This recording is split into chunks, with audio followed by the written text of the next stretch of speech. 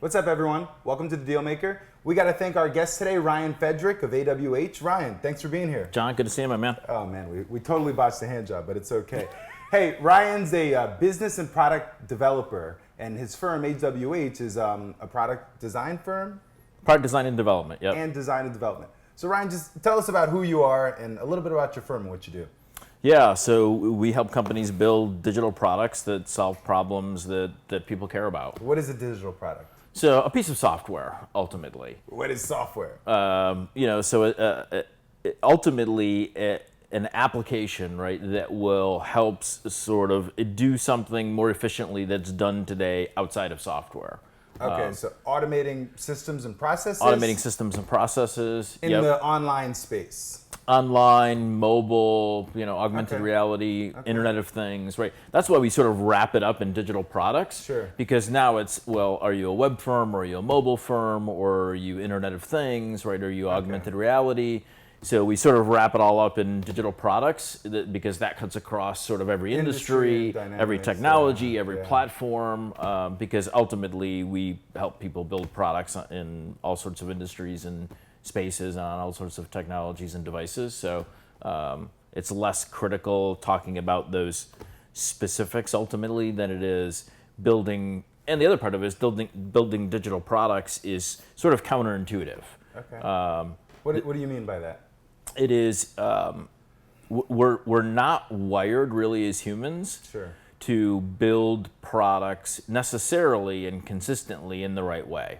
So I'll give you a couple of examples. The process? Or? The process, yeah. Okay. And sort of even like intent. So as humans, we're wired to solve problems and to offer solutions. Sure. Often before we have complete understanding of the problem. Okay. Right? And then we're also wired to build.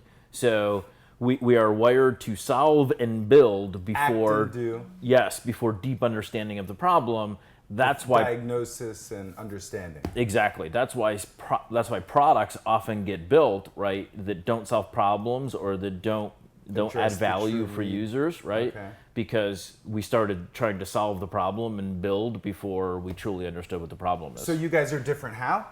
So part of it is we work with clients, including innovation departments and innovation groups inside of companies, of helping them to understand some of these sort of pitfalls and frailties along the way of why we still build bad products, generally, and how they can navigate those waters and do it a little bit more.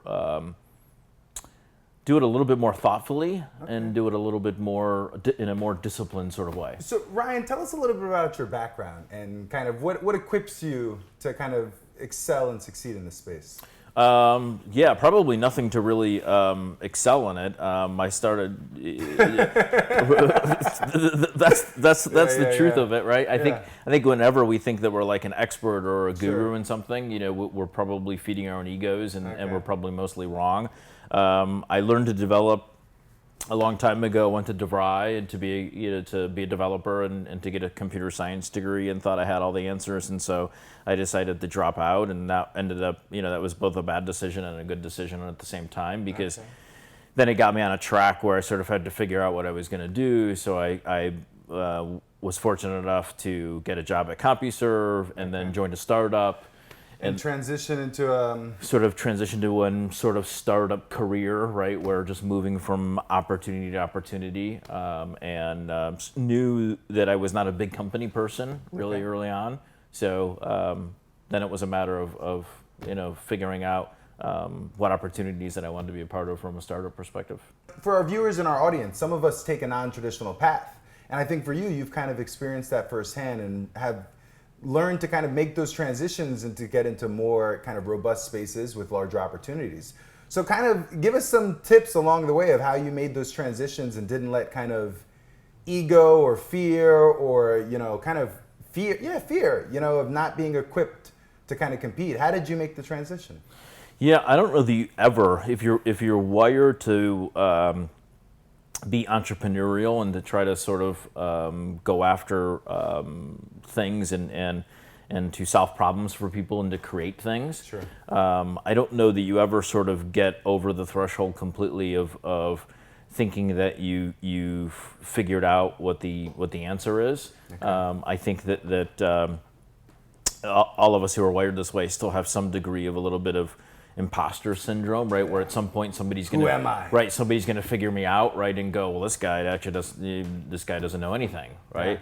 Yeah. And I think that somebody asked me a couple of months ago, they were like, well, tell me about your career. And I said, I haven't really had a career because I wasn't one of those people, and I'm sort of always jealous of the people that from the age of 5 always knew they wanted to be a firefighter or a CPA or whatever, right? All I knew is that I didn't want to be bored and that I wanted to work on interesting things. Okay. So how did you break into the spaces of kind of gaining those opportunities to not be bored? Yeah, I think it is not being willing to sort of admit when something is becoming uninteresting, right? And so I've left some companies and exited some companies probably sooner than I probably maybe should have, and have probably left some money on the table over the years and that sort of thing. Sure. But I never wanted to be at a point where I was beholden to that and didn't want to pursue something that I thought was more interesting and that was more exciting to me at the time. So I've just never wanted to be in a position where I kept doing something just because I wanted to make more money in it, right? Or like loss aversion or whatever. I just always wanted to go and be doing what I wanted to be doing in that moment, in that day. Okay. So I always just never wanted to sort of get stale and get bored and be doing something uninteresting. So Ryan, so tell us about, your current career touches you in a lot of spaces or has you in a lot of spaces. For me, my first kind of intro to you was in the space of, I guess, Black Hack, but also I think in Startup Grind and you facilitating that. So how has your untraditional path led you into trajectories of leadership and kind of influence? Yeah, I think it's if you are around as long as I've been and you've done as many things as I've been. I'm going to turn 50 in like 3 weeks. Oh my God! Yeah. Damn, you look good. I know. I appreciate you saying that. Wow. Some people are astonished that I've made it this far, and I don't have the workout regimen that you have that we discussed earlier, right? I'm not jumping with weighted ropes. Right, and running with ankle weights on, so I just have to apparently just be mindful of what I eat more than you. Not vegan quite yet. No, not quite yet. But so it's really I've just done a lot, and I sort of see Startup Grind and Black Hack and Icy Stars, and several of the things that I'm involved in really is a way of giving back because I think that when you have had access to the number of opportunities that I've had, when there were some points in time where if I didn't get access to those opportunities, my life and what I've done and what I've experienced could have been very different. Mm-hmm. So I now feel an obligation, to create those opportunities for others. Okay. Not hand them something, right? But to say, hey, I can open a door for you, right? Sure. I can help you, attain a skill, sure. Right? I can plug you into my network, right, and the people that I know. And I'm not saying I've got any better or broader of a network than anybody else, but I have one. So why not open that up and make that accessible to others that don't yet have a network of that sort of size and substance? So to the point, let's walk us through kind of some of these activities. So for some of our viewers who are unfamiliar with Startup Grind, let's take a step there. What is Startup Grind, and how have you helped or facilitated that community? Yeah, so Startup Grind is a global community now. We have over 200 chapters across the world. Okay. And so I lead the chapter here in Columbus. And, our mission is to help inspire, educate, and inform entrepreneurs. And it's really through a monthly event that is a fireside chat format, very much like this, where I just interview. You're on the other side of the table. Right, this feels very weird. Where I interview an entrepreneur, investor, or somebody else important to the Columbus startup ecosystem. Sure.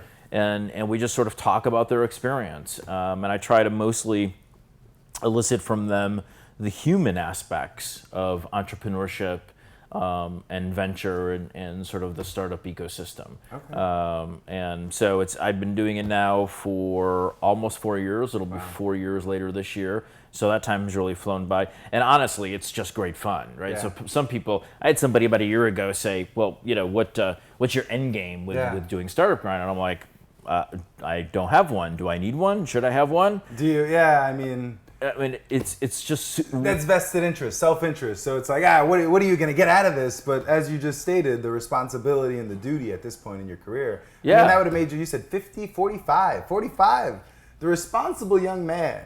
Right, exactly. And so it's just also good fun, right? Because I get to know people, right, pretty intimately and develop really good relationships with people that agree to come and to be interviewed and to talk with me for an hour. And typically, if I don't know them already, typically I get to know them beforehand. Okay. And then typically we stay in touch afterwards.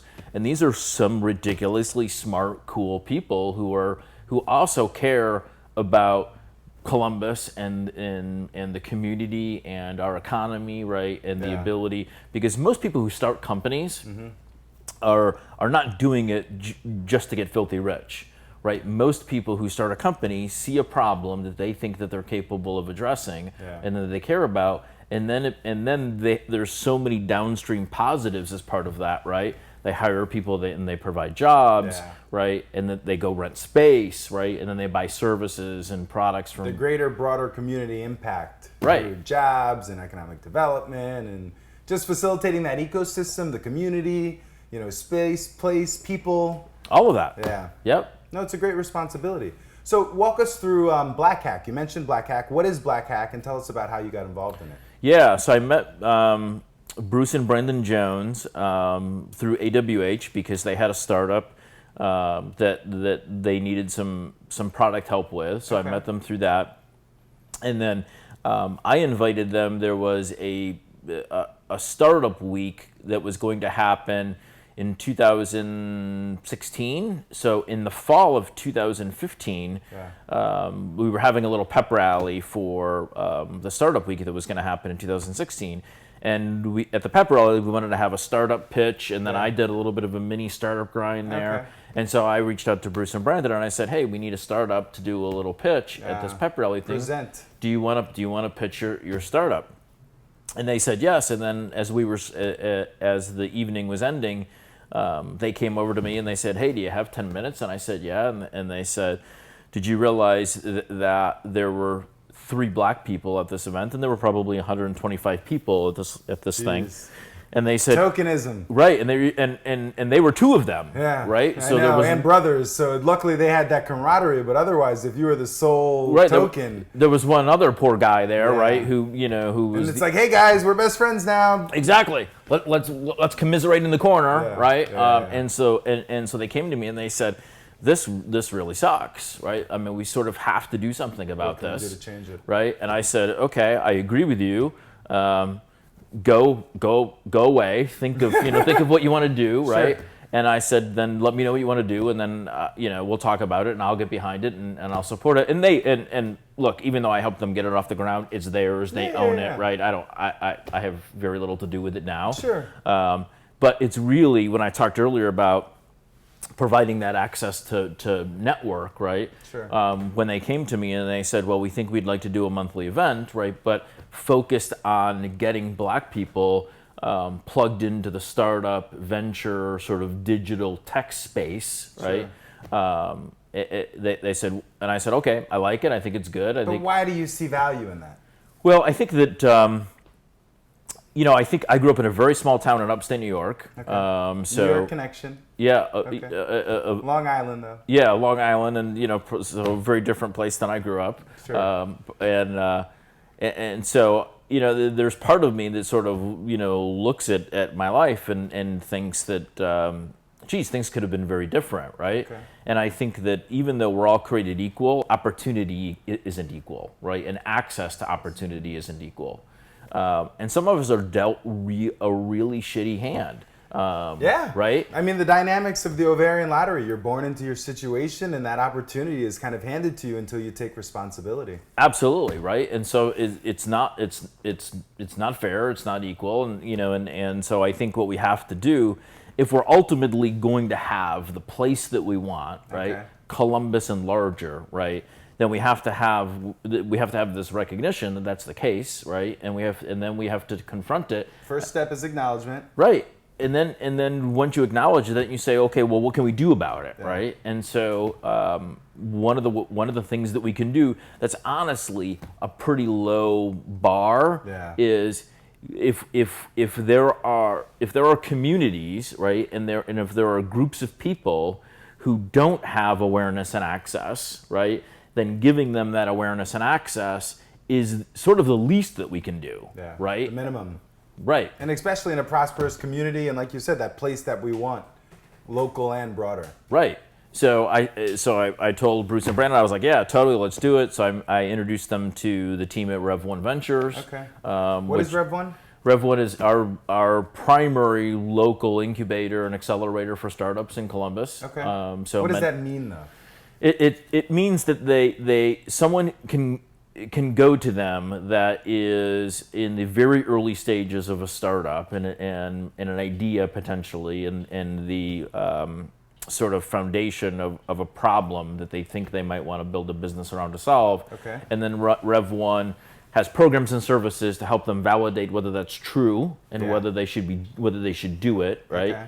And then ultimately they can provide funding, and then they have space so companies can actually set up shop there, and they can get mentorship through advisor programs and networks. So it's an ecosystem almost for success and access. It is. Yes, it's very well. That's very well said. It's sort of an ecosystem inside of a larger ecosystem. I'm melting. Yes, but it's okay. We'll continue. The running, but right. So you look incredibly fit and healthy, so it's worth it. Yeah. We must stay healthy. To look 50. Oh, please. See, I gotta maintain over the years. But I've had gray hair since I was like 25. So when I was 25, I looked like I was 50. Now that I'm 50, maybe I don't look 50. Well, let's hope that's the case. Yeah, the reverse effects. Right. So you got them plugged into the ecosystems, and now take us through you mentioned IC Stars. That's another thing you're touching. What is IC Stars? Tell us about it. Yep, IC Stars is a digital nonprofit skills training program and leadership development program for underemployed adults. Okay.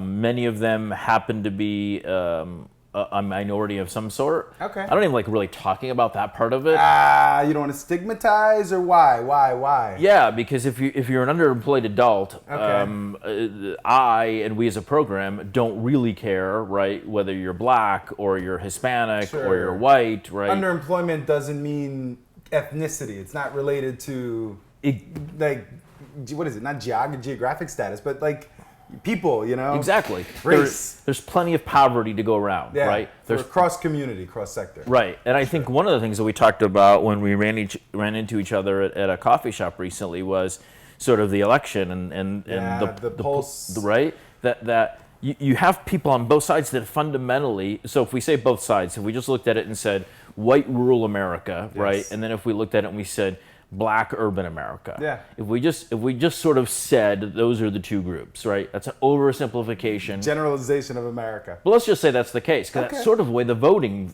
fell in the last presidential election, right? The mass volumes of who turned out and for whose cause. Right. But if you look at those two groups, right, they actually want the exact same things, right? They want access to skills training and education, right? That's relatively convenient, relatively cost-effective, relatively efficient, so that they can have access to meaningful employment and career and life trajectory and all that stuff that goes along with it, right? The basic kind of promises of our American dream. Right. It's like a basic right, a minimum. Right. So everybody wants the same thing. Yeah. What we've been unable to do is get around a table, right, and both sides be willing and open enough to look at the other side and say, holy cow, we actually want the same things that you want, right? So how do we come together and make this happen? Once again, like you did with the acknowledgement of Brandon and Bruce and Black Hack. Yeah. Yeah. I think that so when people go to a Black Hack event and they've now expanded to Cleveland and Cincinnati and they're talking about Philadelphia and some other places now.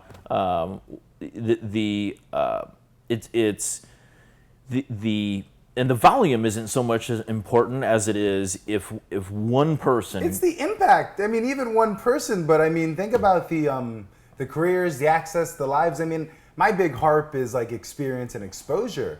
So if one person, gains more experience and exposure, and that sparks the idea. I mean, even in our community, whether it's minority or cross socioeconomics, I mean, that access can be life changing for a lot of entrepreneurs and startups. I mean, that's that hope and passion of why we drive, no? Absolutely. Well, and I used to sort of abhor the saying or the cliche that it's not what you know, it's who you know. Sure. Because that felt really hollow and shallow, right? Yeah. And the reality is, though, that it's both, right? You have to have some skill, you have to have some expertise around something, right?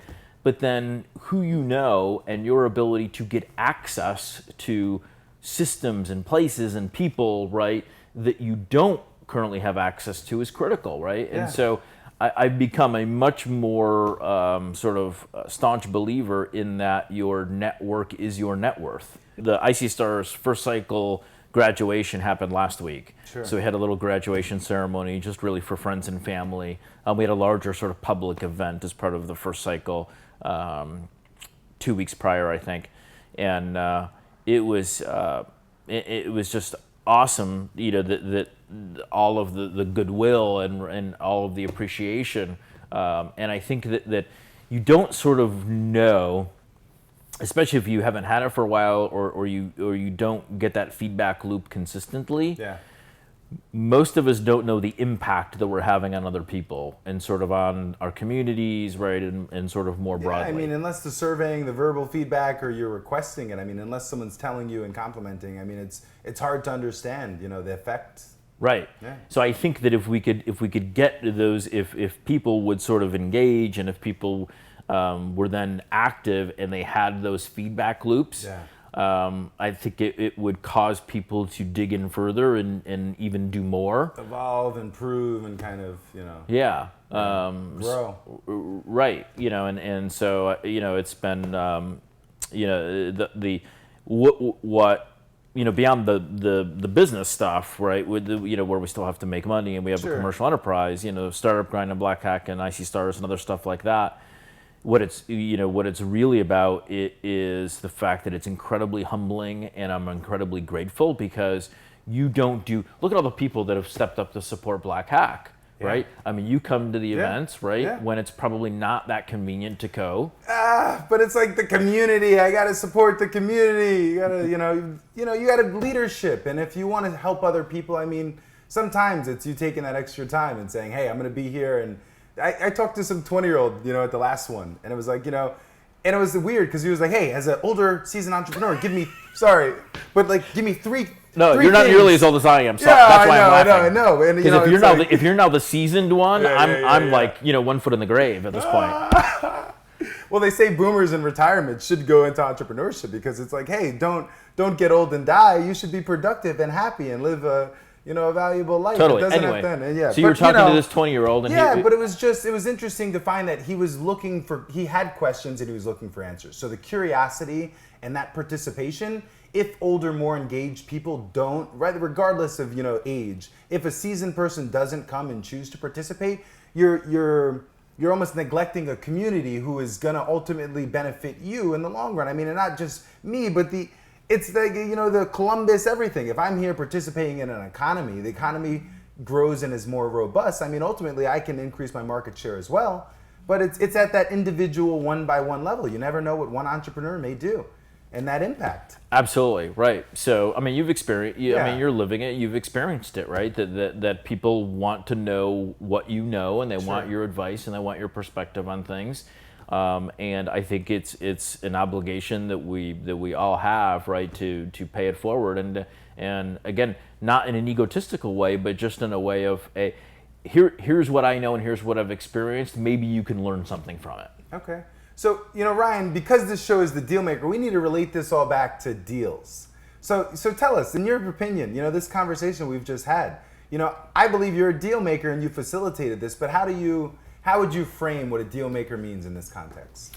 I think a deal maker can mean lots of things. I think ultimately we probably associate it mostly with money, right? Yeah. You know, somebody who's, you know, a rainmaker, gets money to exchange hands, you know, et cetera. I think in the context of AWH and helping companies build innovative, disruptive products, that it was, and I'll see if I can fit a few more buzzwords into there. It's a responsibility to live up to the buzzwords. It's not that they're buzzwords, but if you disappoint me and not live up to those buzzwords, oh man. Yeah, exactly. So I probably shouldn't have used them. No, so we have way more capable, smarter people than Sure. I am. So I think that, you know, for us at AWH, the deal maker part of it is we make I guess, if not empirical, at least a sort of tacit agreement with clients, right? That for the money that they pay us for our services, we're giving them 10x or 20x back in insight and value, right? That the product that we help them build, right? Whether we're just consulting and we're helping them build a better product. Tuition rather than market tuition. Right, exactly. There's a value equation there that makes sense for clients, right? And we take that very seriously. The one guiding principle that we have as a firm is we always work in the client's best interest. Sometimes that means we leave money on the table, and we're okay with that. But I think if you're a professional services firm, as we are, just like any professional services firm, a law firm, a CPA firm, a consulting firm, right, that you're often being engaged by a client because you have more know-how and expertise in a particular area than they do. I think great responsibility comes with that, right? Because you could use that in a manipulative way. You could use that in a powerful way where you now benefit more than the client benefits, right? So we take that very seriously, that there is a value exchange, right, that has to be mutual and has to be sort of equal, right, as part of that. You know, with Startup Grind and really across the board of Startup Grind, Black Hack, and IC Stars, you know, for me, it's really about when you give people awareness and access, and you bring people together, right, and you give them some inspiration or some insights or some know-how, right, what you don't know in that moment is what is the value of that, right, from an actual ROI in the future. Right, from an actual sort of commercial perspective. Yeah. Right? I mean, I have no idea who in the last 3.5 years has come to a Startup Grind, right, that then walked away hearing something from someone that spoke and then took their business in a different direction or changed their perspective around something that converted into $10 million, right? And so quantifying that impact. Quantifying that becomes harder in sort of the initiatives. IC Stars may be a little bit easier because we can see, you know, someone goes to the program and they get hired somewhere and they start making X amount of money. Impact investing is kind of moving that metrics from just traditional ROI and cash on cash return to a more social benefit. You know, so for the most part, you know, it doesn't have to be just a one-off. And, you know, new corporations and entities such as B Corps and Benny Corps, depending on where they are, I mean, do just this. So, you know, I think once again, it has to come to leadership and kind of, you know, that influence of that dialogue. But I do recognize that quantifying is going to be an important metrics for maybe even commitment. Absolutely. Well, you've heard it first from Ryan Frederick, AWH, Startup Grind, IC Star, and Black Hack. Thanks for watching The Dealmaker, and we'll catch you on the next one.